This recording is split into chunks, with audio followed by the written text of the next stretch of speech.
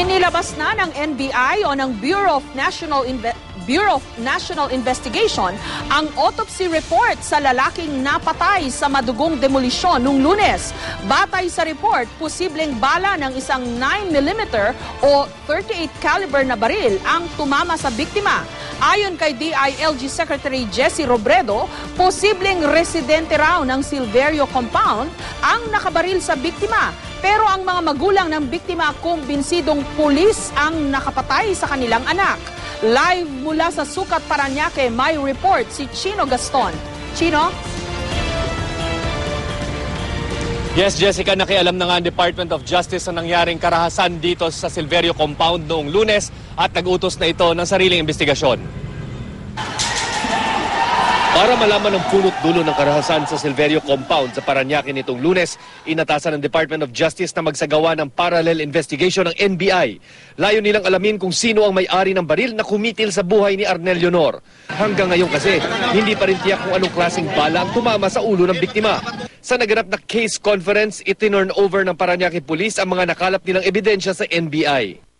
Today we are joined here by our counterparts from the NBI and looking into the matter, also looking into the circumstances that transpired on April 23, 2012 na kung saan nagkaroon ng isang marahas na mga insidente.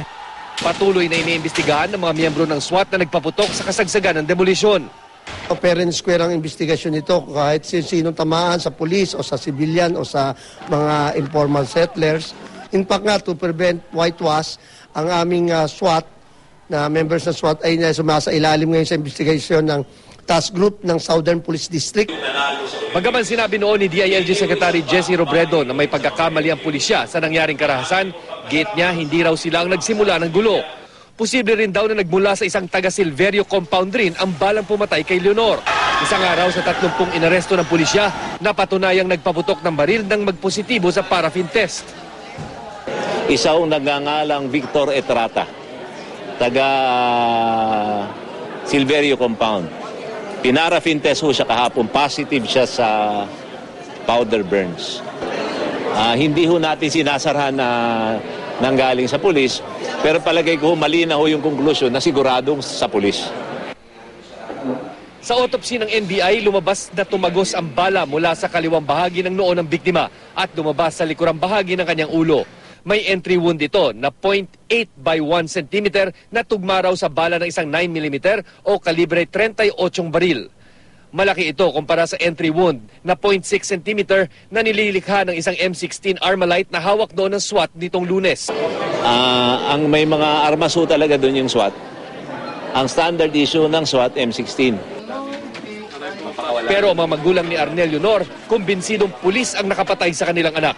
Sa picture na ito na ipinakita sa amin, makikita pang nasa harap ng barikada ng mga residente ng Silverio Compound si Arnel at kanyang mga kasamahan ilang oras bago magkagulo.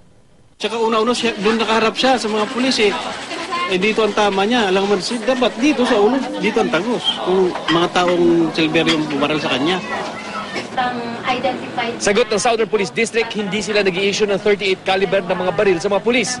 Pero meron silang mga 9mm pistols at 9mm submachine gun.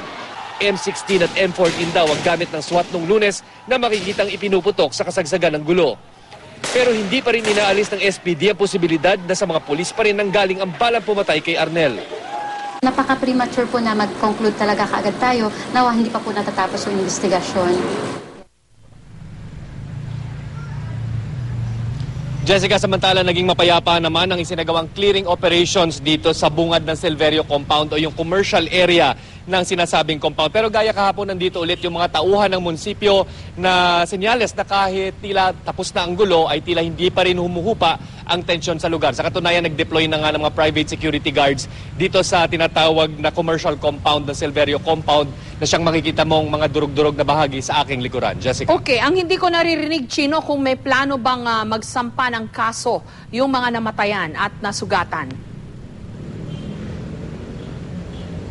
Sa ngayon, Jessica, may isang abogado, no? Napakarami nilang abogado na nagbabalak na magsampa nga ng kaso pero wala pang wala pang malinaw na plano sa ngayon kung sino ang sasampahan dahil tila hinihintay rin nila yung investigasyon na sinasagawa ng PNP para matukoy nga. Kahapon nga, nakausap natin yung mga taga-CHR, maging ang CHR hindi alam ang mga pangalan ng mga sinasabi mga pulis na nakilahok dito sa tinatawag na sa nangyaring magulong at marahas na demolisyon. Okay, at to be fair din naman, maging ang mga pulis yata nagkiklaim din ng injuries, di ba? Yes, Jessica, tama ka dyan. Sa mahigit 40 na injured kahapon, nung Lunes ay marami rin pulis ang nadamay doon dahil nga sa mga bato na umulan sa kanila. Okay, so saang stage na tayo ngayon? Nasa investigasyon pa lang, wala pang charges, no?